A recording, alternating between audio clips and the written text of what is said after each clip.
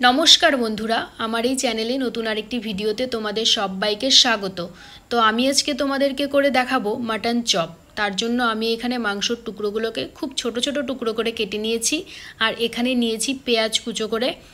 পেঁয়াজটাকে আমি লম্বা করে পাতলা করে কেটে নিয়েছি।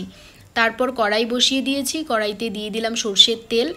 এখন পেঁয়াজ কুচোগুলোকে কড়াইতে দিয়ে দেবো। এই মাটন চপটা তৈরি করতে এখানে কিন্তু খুব বেশি মাটনের টুকরো প্রয়োজন হয় না। 3-4টে টুকরো হলেই তোমরা এটাকে খুব সহজেই বাড়িতে তৈরি করে নিতে পারবে। এখানে আমার পেঁয়াজটা ভাজা হয়ে গেছে। তারপর এতে দিয়ে দিলাম থেতো করে রাখা রসুন, কাঁচা লঙ্কা কুচি আর আদা কুচি। এখন আমি আদা, রসুন আর কাঁচা লঙ্কা কুচিটাকে হালকা ভেজে নেব। তারপর এতে দিয়ে দিলাম ছোট ছোট টুকরো করে কেটে রাখা মাটন। এখন আমি মাটনের টুকরোগুলোর সাথে খুব ভালো করে পেঁয়াজ, আদা, রসুন এগুলোকে মিশিয়ে নেব। তারপর এতে দিয়ে দিলাম স্বাদ মতো লবণ আর অল্প পরিমাণে হলুদ আর জিরে আর ধনে গুঁড়ো। এখন মশলাটা আমি খুব ভালো করে মিশিয়ে নেব। আর এখানে কিন্তু আমি খুব বেশি মশলা ব্যবহার করিনি। মাটনটা আমার হালকা ভাজা হয়ে গেছে।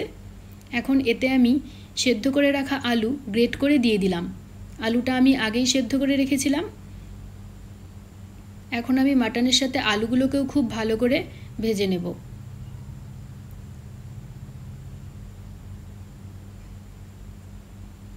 আলুটা খুব ভালো করে ভাজা হয়ে গেছে। আর মাটনটা সেদ্ধ হওয়ার জন্য আমি 10 মিনিটের জন্য ঢাকা দিয়ে দিলাম। তারপর 10 মিনিট পর ঢাকাটা তুলে নিলাম। মাটনটা সেদ্ধ হয়ে গেছে আর আমার পুরটাও রেডি হয়ে গেছে। এখন এটি প্লেটে রেখে দেব আর এটা ঠান্ডা করে নেব। আর এখানে আমি নিয়েছি পাউরুটি, গুঁড়ো করে নিয়েছি। আর এখানে একটি ডিম ফাটিয়ে নেব। তারপর ডিমের কুসুমটা তুলে নেব আর সাদা অংশটা রেখে দেব। আর এখানে আমি পুরটা রেডি করে নিয়েছি। সেই পুরটা অল্প অল্প করে হাতে নিয়ে নেব। সেটা তোমরা তোমাদের শেপ মতো করতে পারো। আমি এখানে গোল করেই করেছিলাম। তারপর এখানে ডিমের সাদা অংশটাতে দিয়ে দিলাম। এখন চারদিকটাতে খুব ভালো করে মিশিয়ে নেব। এখন পাউরুটির গুঁড়োর মধ্যে দিয়ে দেব।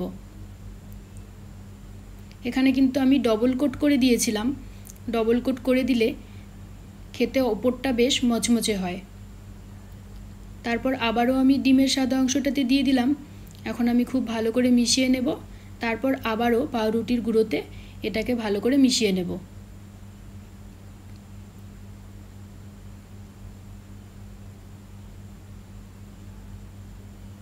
তো আমি এমন করে সবগুলোকে রেডি করে নিচ্ছি। তো তোমরা ভিডিওটা দেখতে থাকো। এই মাটন চপটা তৈরি করতে খুব বেশি উপকরণ এখানে লাগে না। তো তোমরা এটা বাড়িতেই তৈরি করতে পারবে ঘরে থাকা উপকরণ দিয়ে। একদম দোকানের মতো হয়েছিল খেতে। তো তোমরা বাড়িতে তৈরি করে দেখতে পারো। আশা করি তোমাদের খুব ভালো লাগবে। সবগুলোকে আমি রেডি করে নিয়েছি। আর এখানে আমি কড়াই বসিয়ে দিয়েছি। কড়াইটা গরম হয়ে গেলে তারপর দিয়ে দেব সর্ষের তেল। আর তেলটা খুব ভালো করে গরম করে নিতে হবে।